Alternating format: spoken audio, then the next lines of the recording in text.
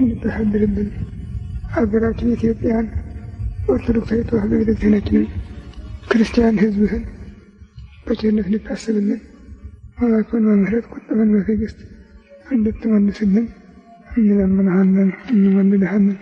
ክብር ምስጋና ለአብ ለወልድ ለመንፈስ ቅዱስ ይሁን ዛሬም ዘወትርም ለዘላለሙ አሜን። አባታችን ሆይ በሰማይ የምትኖር ስምህ ይቀደስ፣ መንግሥትህ ትምጣ፣ ፈቃድህ በሰማይ እንዲሁም እንድትሆን የዕለት ምግባችንን ዛሬ በደላችንን ይቅር በለን እኛም የበደሉንን ይቅር በለን፣ አቤቱ ወደ ፈተና አታግባን ከክፉ አድነን እንጂ መንግሥት ያንተ ናት፣ ኃይል ምስጋናም ለዘላለሙ። እመቤታችን ቅድስት ድንግል ማርያም በመልአኩ በቅዱስ ገብርኤል ሰላምታ ሰላም እንልሻለን። በሐሳብሽ ድንግል ነሽ፣ በሥጋሽም ድንግል ነሽ። የአሸናፊ የእግዚአብሔር እናት ሰላምታ ላንቺ ይገባል።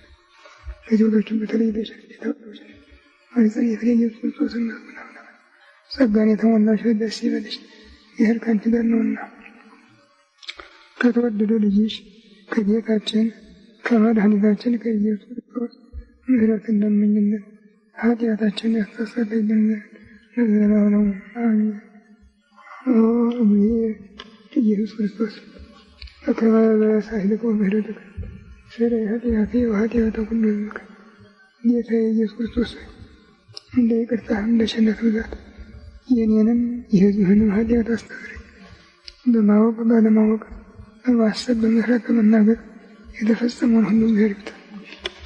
እግዚአብሔር ይባርክልን።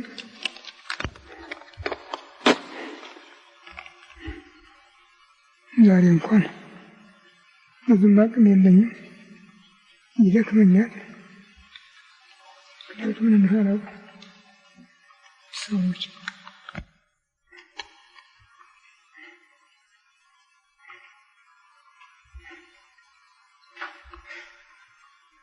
ሰኔ 16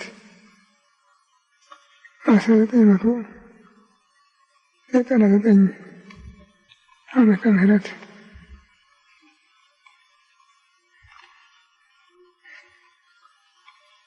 በቤተ ክርስቲያናችን ባህል መሰረት የዓመት ወሮችና ቀኖች ለምስጋና የሚከፋፈሉበት ስርዓት አለ እና ከዘመን መለወጫ ጀምሮ ከእስከ እያለ መንገድ እየሰጠ ይመራል። ያንን ተከትሎ ነው የመዝሙርና የምስጋና ስርዓት የሚከታተለው የሚፈጸመው። የቅዳሴ ስርዓት ግን ዕለታትን ነው እንጂ ብዙ ጊዜ ያንን ላይከተል ይችላል።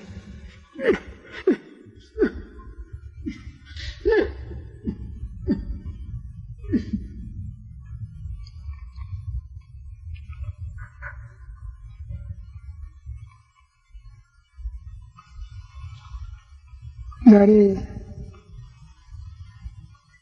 አዲስ ዘማሪዎች ተነስተው የኢትዮጵያን ቤተክርስቲያን ተረክበዋታል እና ሴቱ ወንዱ የሚጨፍርበት መዝሙር ግለቱን ከፕሮቴስታንት ተውሶ ንቅናቄውን ደግሞ ከአርቲስቶች ተበድሮ የሚሰራበት ነው። ነባሩ የኢትዮጵያ ቤተክርስቲያን የምስጋና ክፍል ግን በጠቅላላ ምስጢረ መንግሥተ ሰማያትን እንጂ ምድራዊ ነገርን አይነካም። በዚያም ቢመጣ ምስጢረ መንግሥተ ሰማያትን ነው። እንዲያውም በቅርብ የማይገኙ 81 መጽሐፍ ተብለው ከሚቆጠሩት ውስጥ የሚገኙትን ታላላቅ መጻሕፍት ያሬድ ይቀስማቸዋል እና ስራ ይሰራባቸዋል። በተለይ ስለ እመቤታችን ስለ ምስጢረ ሥጋዌ በተናገረው ሁሉ እጅግ በጣም ጥልቅ ረቂቅ ቋንቋ ነው ያለው። ዛሬ ያ ነገር ተወርሮ ተጥሎ ታጥፎ ዕቃ ቤት ውሏል።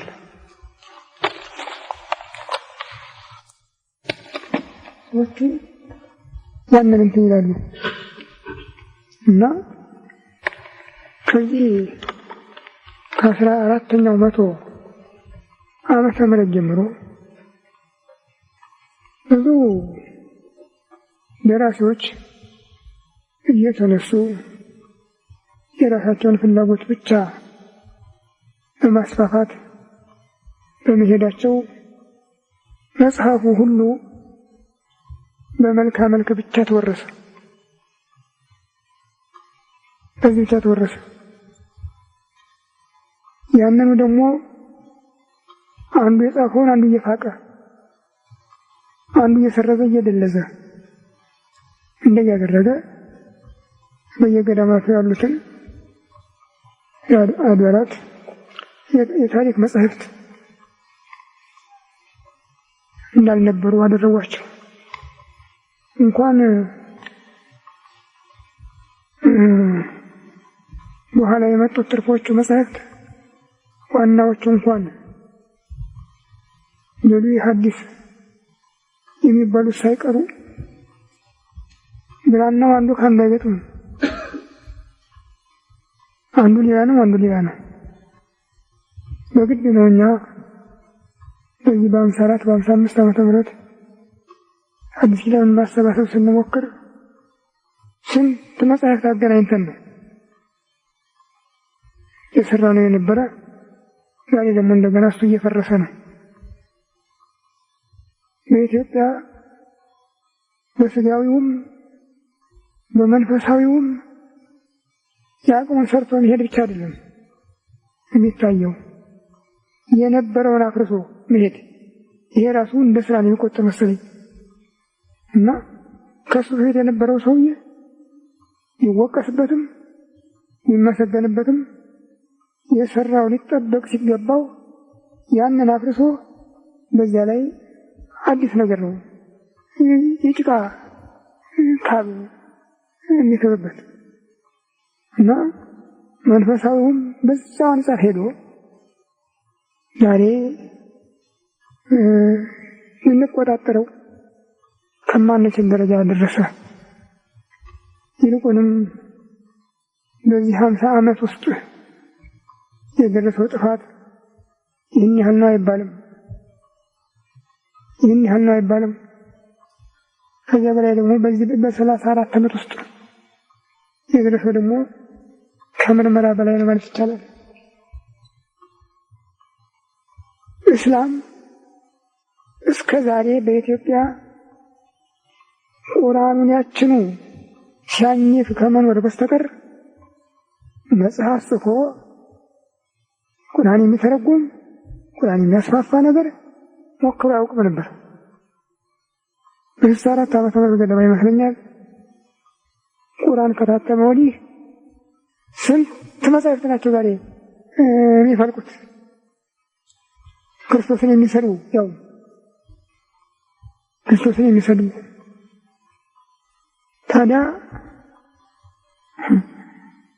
ታላላቆቹም ታናናሾቹም የቤተክርስቲያን ብዙ ሰዎች እስላሞችን አንገታቸውን አቅፈው ሽሩሩ ከማለት በስተቀር አንዱ እንኳን ቅር አለኝ የሚል የለም። እነሱ ባለፈው በጥቅምት ወር ከተነሳው ጠብ አንድ ተማሪ ቁርአን ቀዳል ተብሎ ነው ምክንያት የሆነው። አንድ ተማሪ ቢያጠፋ የመላው ህዝበ ክርስቲያን እንዲፈስ ተፈረደበት እና ይሄ ከጊዜ ወደ ጊዜ እየመጣ የቤተ ክርስቲያኒቱን መሰረት እያናጋ ነው። አሁን ማታ ማታ በየቤተ ክርስቲያኑ ጩኸቱ ይነጉዳል። መንፈሳዊ ቃና የለውም ዜማው። መንፈሳዊ ቃና ይሄ ነው የሚባል ነገር የለውም። የምኑ ግን ይነጉዳል። ሌላው ግን የቀደመውም የቅዱስ ያሬድ የተከተለውም የእነ አባ ጊዮርጊስ ዜማ ድሮ እኔ እንጃ የአዲስ አበባ እንደ ከ6 ሰዓት ጀምሮ በየአድባራቱ ደውሉ አያቋርጥም ነበር። ዛሬ ግን ምንም ጭጭ የሚል ነገር የለም። እሻ እንደተባሉ ያህል ነው የማይሆን ይህ ነው የደረስነው እንጂ የያሬድን መጻሕፍት የሚያህሉ መጻሕፍት በዓለም የሉም። ሃይማኖታዊ መጻሕፍት በዓለም የሉም። መጻሕፍትነታቸው ብቻ አይደለም አጠቃለው መገኘታቸው ነው ዋናው።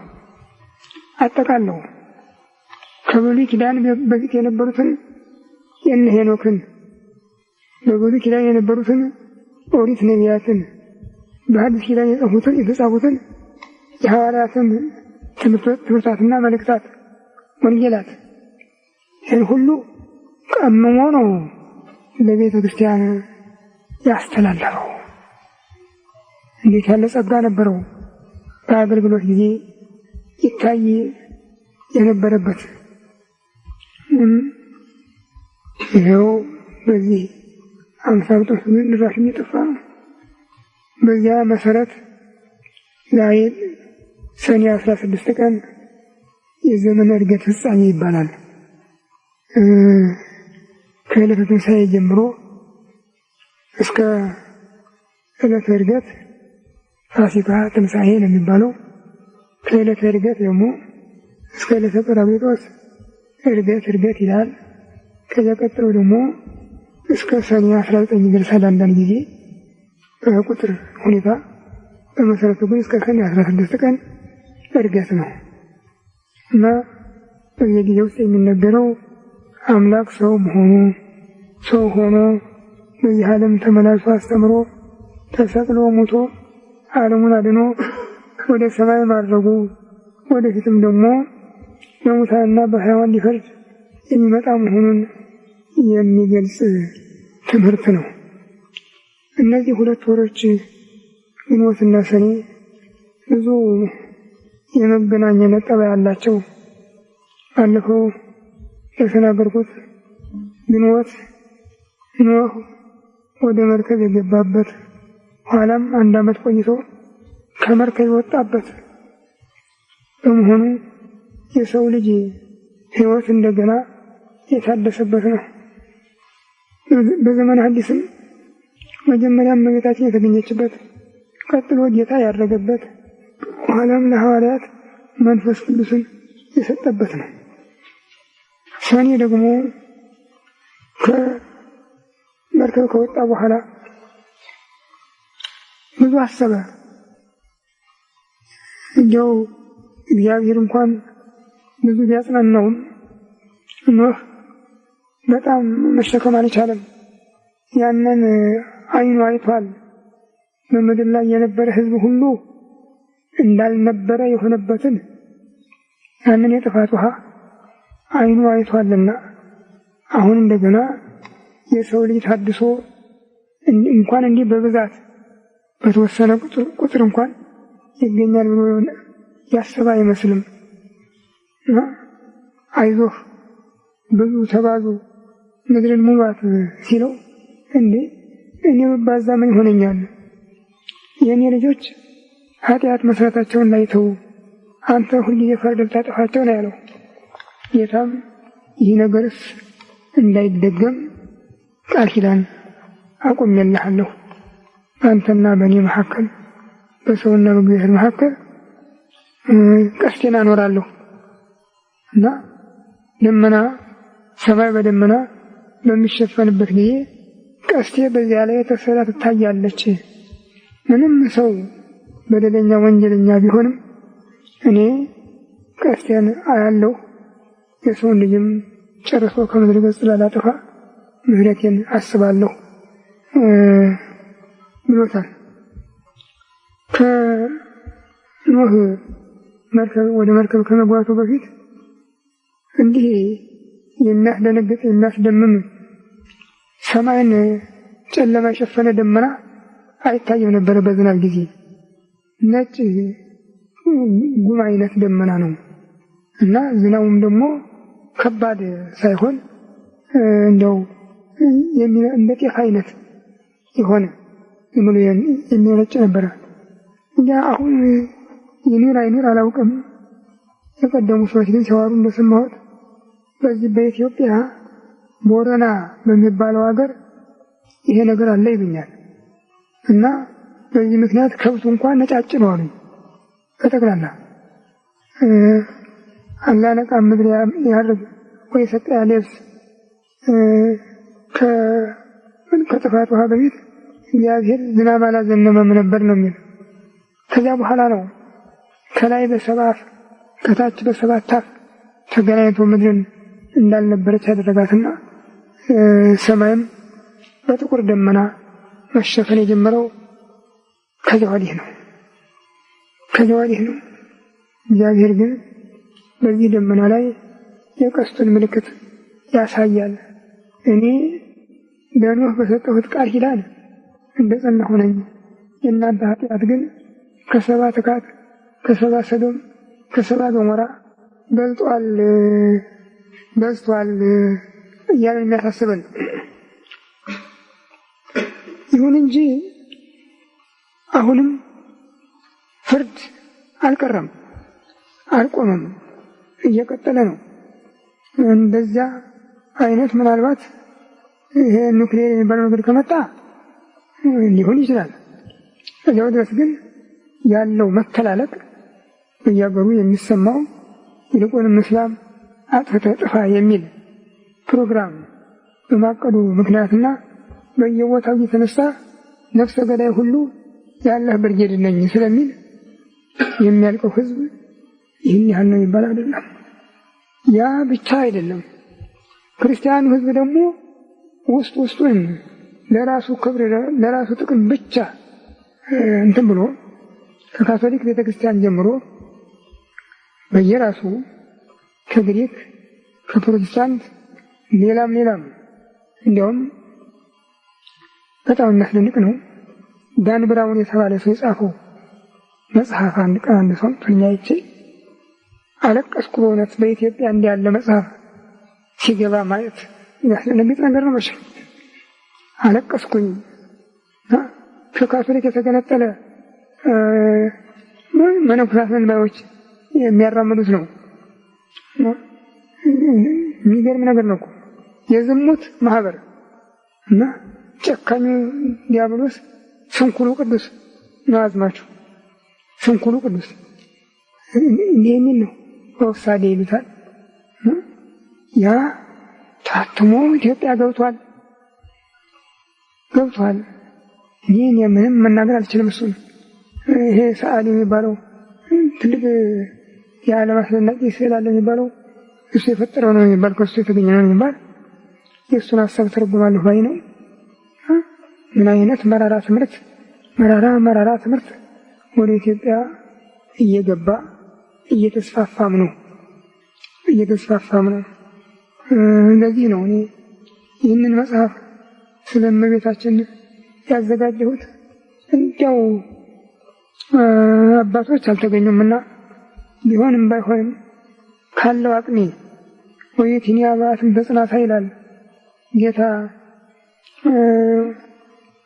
በሚያስተምርበት ስፍራ ብዙ ሰዎች ሙዳየ ምጽዋት ያስገቡ ነበረ እና ባለጸጎች አቅማቸው የፈቀደውን ያስገቡ ነበር።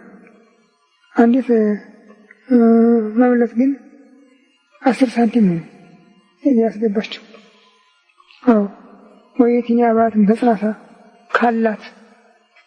ካላት ያችን አስገባች እና እኔም ከዚህ ካለኝ የደንቆሮ እውቀቴ ጊዜው ላይ ከደረስኩኝ በችግሩ ላይ ከደረስኩኝ የችግሩ ተካፋይ ከሆንኩኝ እሱ እዚህ ጠርቶ ካስገባኝ በኋላ አንድ ነገር ትቼ ልሂድ ብዬ ነው እንጂ በአሁኑ ጊዜ የኢትዮጵያ አወዳደቅ በተለይ መንፈሳዊው ሆነ ስጋዊው ይሄ ነው ተብሎ የሚገመት ነገር የለውም።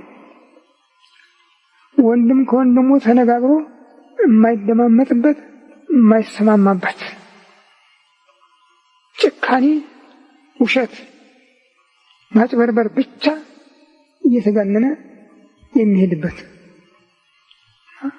በዚህ አይነት ህይወት ይቻላል ልትኖር አትችልም። እንጃ ምን ያህል ዘመን ምን ያህል ዓመት እንደምትቆይም አላውቅም።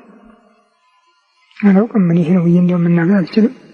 ሁኔታው ግን ሲያዩት የግድ ቀን አይመሽም እንደሚባለው ነው የማይሆን የሚመሽ መስሎ አይታየም። አንዱም ቀን ቢሆን እዚህ ይሄ ሁሉ የሆነው ያ ጧትም ማታም ቀንም ሌትም እግዚአብሔር ይመሰገንበት የነበረው መዝሙር፣ ለሕዝብ ጸሎት ይቀርብበት የነበረው መዝሙር፣ መስዋዕት ይከብርበት የነበረው መዝሙር ተወርውሮ ተጥሎ ቤተክርስቲያኒቱ የዘፈን ቤት ስለሆነች ነው። ምዕመናኑም እንዲያው ብቻውን ሲናገር ተቆርቋሪ ይመስላል እንጂ በቀረ ምንም እንደዚህ ሰብሰብ ብሎ ምን ብሎ ኧረ ይሄ ነገር አይሆንም የሚለው ነገር የለውም።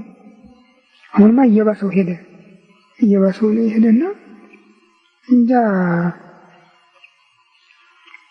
እንዲያው እግዚአብሔር አደጋ ላይ እንዳይጥለን መጸለይ ይገባናል። የክርስትናን ሃይማኖት የሚያህል ሃይማኖት አልነበረም። ታዲያ አረማውያን ሳይሆኑ አይሁድም ሳይሆኑ እስላሞችም ሳይሆኑ ያጠፉት ካቶሊካና ፕሮቴስታንት ናቸው። ከነሱ ደግሞ የከፉ የኛ ሰዎች መጡ። አሁን ተሐድሶ በሚል ቋንቋ የሚገርም እኮ ነገር ነው። ከነሱ ደግሞ የከፉ የኛ ሰዎች መጡ። ከሰይጣን የባሱ ዋሾች፣ ከሰይጣን የከፉ እድረኞች፣ እንዲህ አይነት ሰዎች መጥተው ምን ይለው እንደፈለጉ ይሁን አልፈው ተርፈው የአምላክን እናት ባይሰድቡብን እነሱ አይፈልጓት፣ አይጠጓት፣ አይተማመኑባት።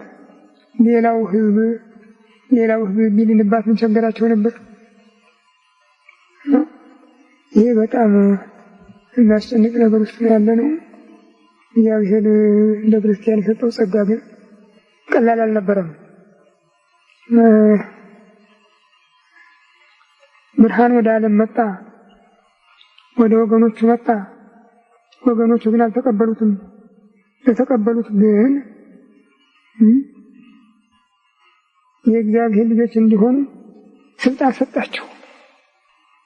እነዚህ ከስጋ ከደማዊ ፈቃድ ከባልና ከሚስት መዋደድ የተገኙ አይደሉም፣ ከእግዚአብሔር የተወለዱ ናቸው ያለ እና ይሄ ደግሞ የሚፈጸመው በጥምቀት መሆኑን ጌታና የአይሁድ ሊቅ ኒቆዲሞስ ያደረጉት ንግግር የአይሁዱ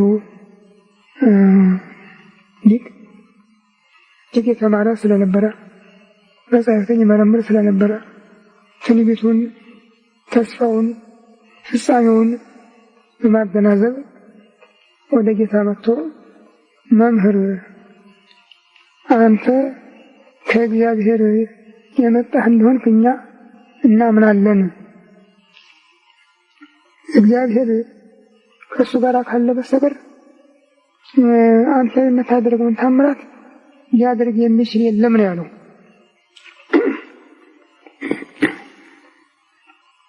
ጌታ ግን የእሱን ምስክርነት አልተቃወመም። ግን በጅተሃል፣ መልካም አድርገሃል የሚል መልስ አልሰጠም። እውነት እነግርሃለሁ ነው ያለው። ዳግመኛ ያልተወለደ ወደ እግዚአብሔር መንግሥት ሊገባ አይችልም። ዳግመኛ ያልተወለደ የእግዚአብሔርን መንግሥት አያይም ያለው። ኒቆዲሞስ ነገሩ ገረመው። ሰው እንደገና ወደ እናቱ ማኅፀን ይመለሳል? ከጎለመሰ በኋላ እንደገና ወደ እናቱ ማኅፀን ይመለሳል? እንደገና ሊወለድስ ይችላል አለው። አታድንቅ። ከውሃና ከመንፈስ ያልተወለደ ሁሉ ወደ እግዚአብሔር መንግሥት ሊገባ አይችልም። ከሥጋ የተወለደ ሥጋ ነው፣ ከመንፈስ የተወለደ ግን መንፈስ ነው። ነፋስ ወደ ወደደው ይነፍሳል፣ ከየት እንደሚመጣ ወዴት እንደሚሄድ የሚያውቅ የለም። ከመንፈስ ቅዱስ የሚወለዱት ልደትም እንዲሁ ነው ብሎ በክርስቶስ የሚያምን ሁሉ የሰው ልጅ ብቻ ተብሎ የሚቀር ሳይሆን እሱ ራሱን የእግዚአብሔር ልጅ ሲሆን ወልደ እጓለ እመሕያው የሰው ልጅ እንዳሰኘ እኛንም የሰው ልጅ ከመባል አልፈን የእግዚአብሔር ልጆች እንድንባል ነበረ ያበቃን። ዛሬ ግን ከዚያ ሁሉ ወርደን ከሰይጣን በታች ወድቀን ነው የምንገኘው። የኢትዮጵያ ቤተክርስቲያን በዚህ በኩል ንጹሕ እምነት፣ ንጹሕ ትምህርት፣ ንጹሕ ስርዓት ነበራት። ጥንቅቅ ያለ የተለቀመ ምን ይሆናል?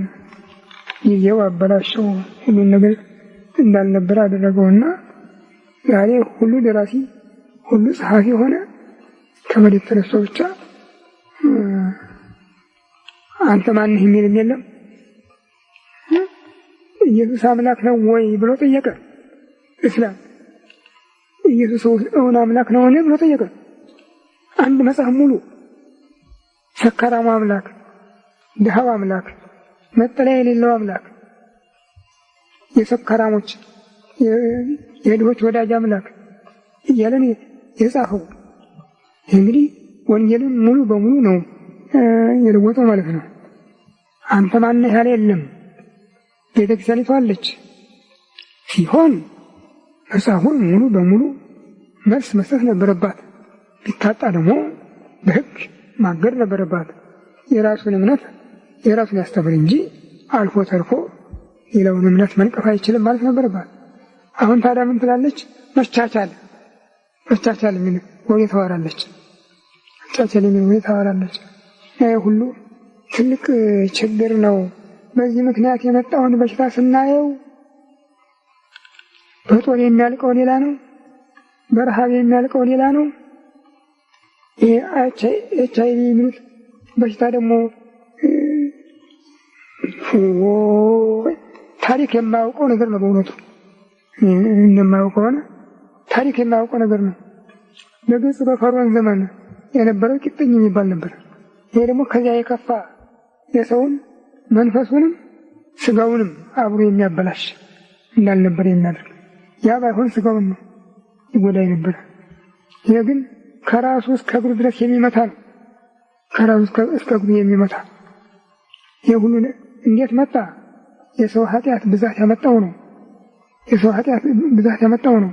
ሰው ክፉ ሆነ፣ ዋሽ ሆነ፣ አጭበርባሪ ሆነ፣ ጨካኝ ሆነ፣ ለራሱ ብቻ የሚያደላ ሆነ። እግዚአብሔርን ተወ፣ ረሳ፣ ዘነጋ። በኢትዮጵያ እግዚአብሔር ይመስገን ሲቀር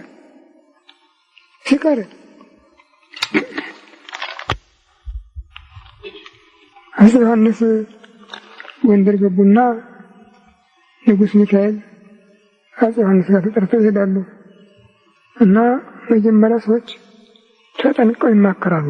እንግዲህ እናንተ የዚህ ሀገር ሄዳችሁ ደህና ዋላችሁ፣ ደህና አደራችሁ ሲሏችሁ አልሐምዱሊላህ እንዳትሉ፣ እንዴት አደረግ ሲሉት እንዴት አደረግ በለው፣ እንዴት ዋልክ ስትለው ሲልህ እንዴት ዋልክ በለው ብለው ይወስናሉ። እና ያ ገብተው እንዴት አደርክ፣ እንዴት ዋልክ አንድ አልቃሽ ምን አላች? እንዴት አደርክ ብለው እንዴት አደርሽ አለኝ፣ እንዴት ዋልክም ብለው እንደምን ዋልሽ አለኝ፣ እግዚአብሔር ይመስገን ሊቀር ነው መሰለኝ አለች። አዎ አሁን ቻው ትንሽ ትልቁ የሚገርም ነገር ነው። እኔ እንዲህ ያለ ቁጣ ነው እንጂ የጤንነት እኮ አይመስልም። ታዲያስ ይህ ብቻ ነው።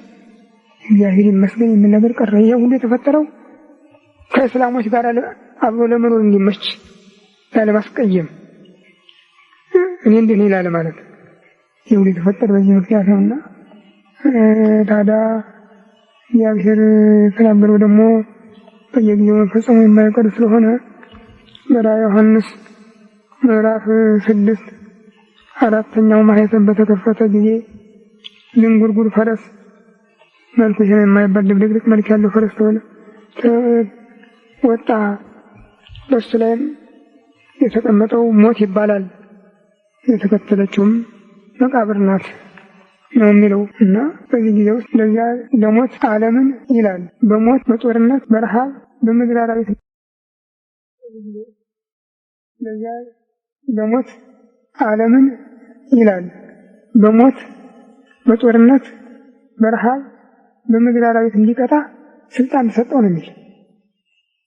እንግዲህ በሞት በጦርነት በረሃብ በምድር አራዊት በሞት ይሄ እንደ HIV ያለው ነው። ረሃብ ነው፣ ጦርነት ነው። በምድር አራዊት ነው የሚለው አሁን ከየመርዙ ከየሚፈነዳው ከየሚወረወረው የሚፈነጨው የሚፈላው ትል ነው። አንትራክስ ብለውታል እነሱ። ይሄ ሁሉ በዚህ በእኛ ዘመን የተፈረደ ፍርድ ነው። ፍርድ አልቆመም አሁንም ማለት ነው። ፍርድ አልቆመም እንጂ ኖህ ተጠንቅቆ ነበረ ሰውን ከእግዚአብሔር ጋር ያስታረቀው። የኔ ልጆች ኃጢአት መስራታቸውን ላይተው አንተ ፍርድን ታጠፋቸው ነበር ያለ። ይሁንም ያው እሱ አምላክ ቃል ኪዳን እንዳጸና ነው። በዚያው ቃል መሰረትም ከአሁን ጀምሮ አለ ጌታ መዝራት፣ ማጨድ፣ በጋና ክረምት፣ ብርድና ሙቀት፣ ዘርና መከር ጊዜያቸውን ጠብቀው ሰውን ያገለግላሉ ብሎ እንደተናገረ እንግዲህ የኢትዮጵያ ክረምት በሰኔ ጀምሮ በመስከረም የሚጨርስበት ማንኛውም ሂደት ሁሉ ያንን ተከትሎ የሚሄድበት እግዚአብሔር ላይ በሰጠው ቃል ኪዳን መሰረት ነው። ሌላ ምንም የምንለው ነገር አይኖርም። መቼም በጸሎቱ የሚጠቅመን ሰው አላገኘንም፣ የሚያሳርቀንም አላገኘንም። እሱ በዚያ ጻድቅ ሰው በአንተ ወደ ይቅከ እሰታወት ስነኪያ ከረከብኩ በቅድሜ ጻድቀ በቅድሜ አንተን በፊቴ ጻድቅ ሆና አግኝቻለሁና አንተና ቤተሰቦችህ ወደ መርከብ ግቡ ሲል ጻድቅ ብሎ በጠራው በጻድቁ በኖህ አማላጅነት ሁላችንንም ይቅር እንዲለን ሀገራችንን ይታረቅልንና ከጥፋት እንዲያድንልን ፈቃዱ ይሆንልን። በስመ አብ ወወልድ ወመንፈስ ቅዱስ አሐዱ አምላክ አሜን። አቤቱ ቸር እግዚአብሔር አምላካችን ሆይ በዚህ ዕለት በዚህ ሰዓት በዚህ ስፍራ በቸርነትህ ስለሰበሰብከን ስብሰባችንንም በሰላም ስላስፈጸምከን ከሁሉ አስቀድሞ ቅዱስ ስምህን እናመሰግናለን። ቸር እግዚአብሔር አምላካችን ሆይ እስከ ዓለም ፍጻሜ እኔ ከእናንተ ጋር እንምራሃልና እንዳትለየን፣ እንዳትርቀን፣ እንድትታደገን፣ እንድትጠብቀን ከመከራ ሥጋ ከመከራ ነፍስ እንድትሰውረን ሀገራችን ኢትዮጵያን ኦርቶዶክሳዊ ተዋሕዶ ቤተክርስቲያናችንን ክርስቲያን ሕዝብህን በቸርነት እንድታስብልን ማዕቱን በምሕረት ቁጣውን በትዕግስት እንድትመልስልን እንለምንሃለን፣ እንወልሃለን። ክብር ምስጋና ለአንተ ለቸር አባትህ ለመንፈስ ቅዱስ ይሁን ዛሬም ዘወትርም ለዘላለሙ አሜን። አባታችን ሆይ በሰማይ የምትኖር ስምህ ይቀደስ፣ መንግሥትህ ትምጣ፣ ፈቃድህ በሰማይ እንደሆነች እንዲሁ በምድር ትሁን። የዕለት ምግባችንን ዛሬ ስጠን፣ በደላችንን ይቅር በለን እኛም የበደሉንን ይቅር እንደምንል፣ ወደ ፈተና አታግባን ከክፉ ሁሉ አድነን እንጂ መንግሥት ያንተ ናት፣ ኃይል ምስጋናም ለዘላለሙ አሜን። እመቤታችን ቅድስት ድንግል ማርያም በመልአኩ ቅዱስ ገብርኤል ሰላምታ ሰላም እልሻለሁ። በሐሳብሽ ድንግል ነሽ፣ በሥጋሽም ድንግል ነሽ። የአሸናፊ የእግዚአብሔር እናት ሰላምታ ላንቺ ይገባሻል። ከሴቶች ሁሉ ተለይተሽ አንቺ የተባረክሽ ነሽ፣ የማኅፀንሽ ፍሬ ኢየሱስ ክርስቶስ የተባረከ ነው። ደስ ያለሽ ጸጋን የተሞላሽ እመቤቴ ሆይ እግዚአብሔር ከአንቺ ጋር ነውና ደስ ያለሽ። ከተወደደ ልጅሽ ከጌታችን ከመድኃኒታችን ከኢየሱስ ክርስቶስ ምሕረትን ለምኝልን ኃጢአታችንን ያስተሰርይልን ለዘላለሙ አሜን። ሰላም ለኪ ሰላም ለኪ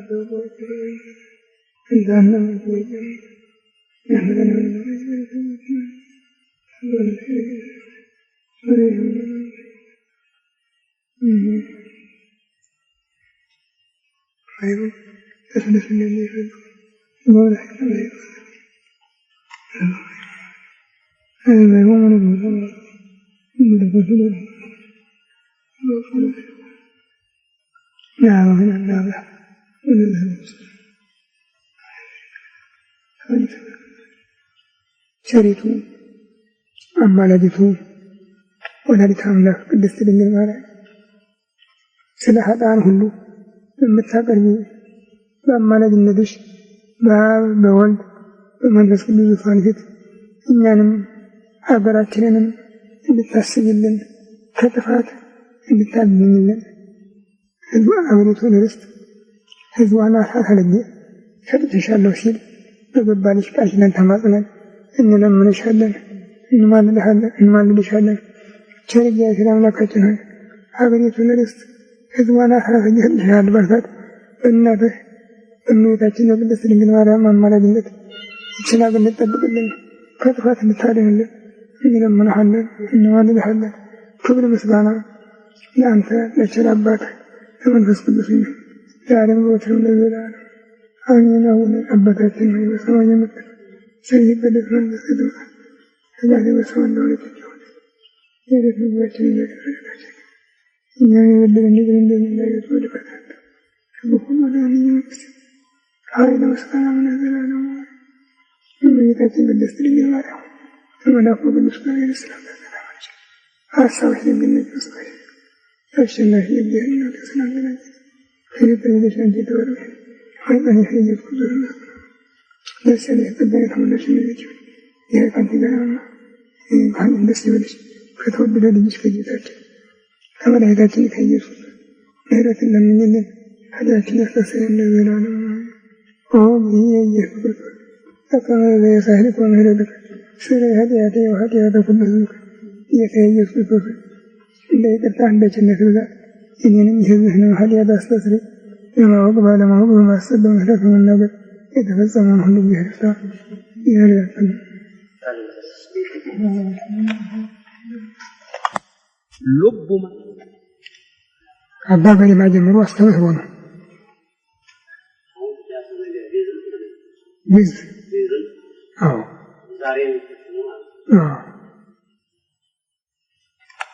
ብቻ እኔ የቄስ አስተዳዳሪ ስላልሆንኩ ይቅርታ።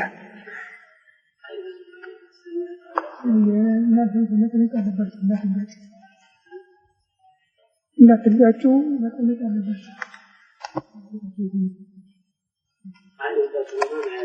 ጠቢባነ ከማሁ የምድር ወየዋሃነ ከመ ርግብ ግን እናንተ ነው ያላቸው እንደ እባብ ብልሆች እንደ ርግብ የዋሆች ነው ያላቸው። በዚያው ነገዳቸው እንዲያ ሆኖ ነው የገቡት። ይናለም ገንዘብ እንዳደረጉት በሱ ነው እና በሚቻል መጠናችን የሚሰማን ሰው የሚከተልን ሰው ያነጋገሩት ግድ የለም። በቀር አንዳንዱ እልክ የሚመስለው አለ።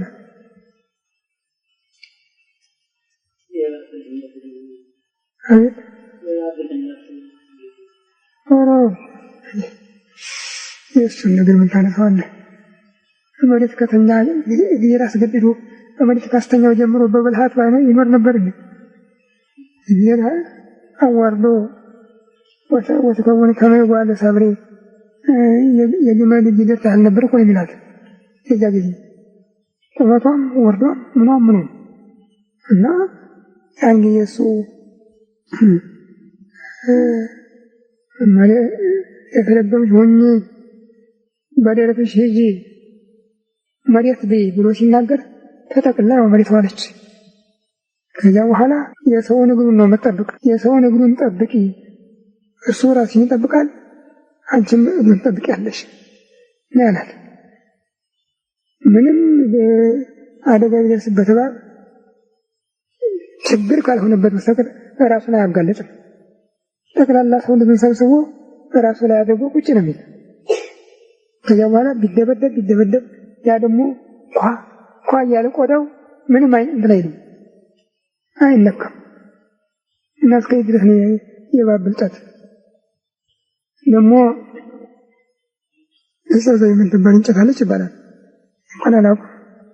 እና ሁለቱም ይጠቀሙባታል። ርግብም እባብ እና ፀሐይ ጥላዋ የነካው እንደሆነ እባብ ይጎዳል። ስለዚህ ጥላዋ እንዳይነካው ጧት ጧት ነው እሱ የሚበላ ፀሐይ በሚያርፍባት ጊዜ። እባብ ደግሞ እሱ ከሄደ በኋላ ነው የሚወጣ። እንዲያውም በኖህ መርከብ ውስጥ ይባላል አንድ ታሪክ። በኖህ መርከብ ውስጥ እሱም ጭምር ገብቶ አልነበረም እና ርግቦችም ገብተው ነበረ። ርግብ አፍ ውስጥ እንቁላል ጥላ ቀፍቅፋ እስክትወጣ ድረስ ታግሶ አሳልፋት ይባላል። አውጥቶ እፍል ውሃ ላይ ጥለኛል ይጨምረኛ ብሎ እና ኩኑ ጠይባነ ከመ አብየ ምድር ይላል ጌታ። ሌላው ደግሞ ጠላታችን ሰይጣን ነው። እንደሱ ብልህ ሆኑ። እሱ እናንተን ለማጥፋት እንደሚጥር እናንተ ደግሞ እሱን አሸንፋችሁ ለማለፍ ታገሉ ነው የሚለን።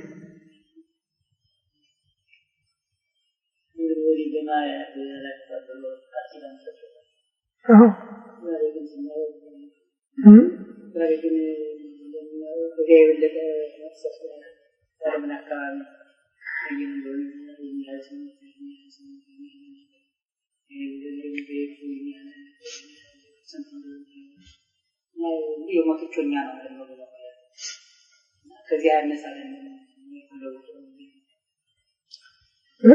መሳሪያው እኮ የተለወጠ መሳሪያው ያን ጊዜ ዓለም የጠፋበት ፍል ውሃ ነው። ዛሬ ግን እንደዚህ አይደለም። ልዩ ልዩ አይነት ሰባ ሰገል የጠፉ በእሳት ነው። ሰባ ግብፅ የጠፉ በስጥመት ነው። ከዚያም ወዲህ ያለ ብዙ ነገር አለ እና ዛሬም ብዙ መቅሰፍት አለ። ቅጣት ይቆማል እኮ አይደለም ያለ ጌታ። ግን ያ በጠቅላላ የሰውን ዘር ከምድረ ገጽ በአንድ ዓመት አጥቦ ያጠፋ ነው። በአንድ ዓመት የሰውን ዘር እንዴ! በዚህ በቅርብ ቀን እኮ ቀደም ሲል ታኅሳስ 16 ቀን ዓመተ ምሕረት እንደነከመ መሰለኝ 96 ይሆን አላውቅም። ይሄ ሱናሚ የሚባል ነገር ተነስቶ በጠቅላላ ከእስያ እስከ አፍሪካ እስከ ሶማሊያ አልመታውም እንዴ? ምን ያህል ህዝብ እኮ ያለቀ? ከ100,000 በላይ። ስማ ቅጣትማ መቼ ቆመ? ቅጣትማ አሁን ይለዋወጣልኛል። ቅጣቱ ዳኝነት ይቀራል። ዳኝነት እኮ አይቀርም፣ ምሕረትም አለ። ባለፈው ዓመትስ በሀገራችን በድሬዳዋ የደረሰው አንድ ሀገር እንዳልነበረ ያደረገ ውሃ ከየት መጣ? ድሬዳዋ ውሃ የለም ይባላል። እንግዲህ እግዚአብሔር ካለበት አለ ያመጣው። የኦሞ ጉዳይ የኦሞ ስንት ህዝብ ነው ያለቀው? የዘንድሮስ ክረምት ምን ያመጣ እንደሆነ ማን ያውቃል? ይህ እኮ ንስሐ ብትገቡ ሁሉ ነገር ይመለሳል። ንስሐ ባትገቡ ግን ትጠፋላችሁ ነው የተነገረን። ዋናው ግን በር ይሄ ነው፣ ንስሐ መግባት። ቢያንስ ቢያንስ መበደል አለመበደል አንድ ነገር ነው። ያ ካልተቻለ ንስሐ መግባት። ንስሐ መግባት እንቢ ካልን ግን መልሱ ዳኝነት ነው።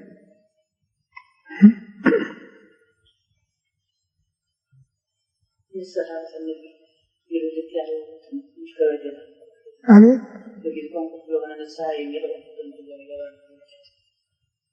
ወደ ቀድሞ ኃጢአት አለመመለስ ይሄ ነው። ምንድን ነው ያለው? ያን 38 ዓመት እንደተዋንደርቆ ከአልጋ ተጣብቆ የነበረውን ድውይ አስነስቶ አልጋ ተሸክመ ሄድ አለው። እሱ ማንን እንዳዘዘው አያውቅም። ብዙ ህዝብ ይከተለው ስለነበረ ጌታ ከዚህ መካከል አንዱ ነው ድምፁን የሰማ። ያንን አልጋ ተሸክሞ ሲወድ አይሁድ ደግሞ ዛሬ ቅዳሜ ነው አልጋ ተሸከም አይገባህም ያለ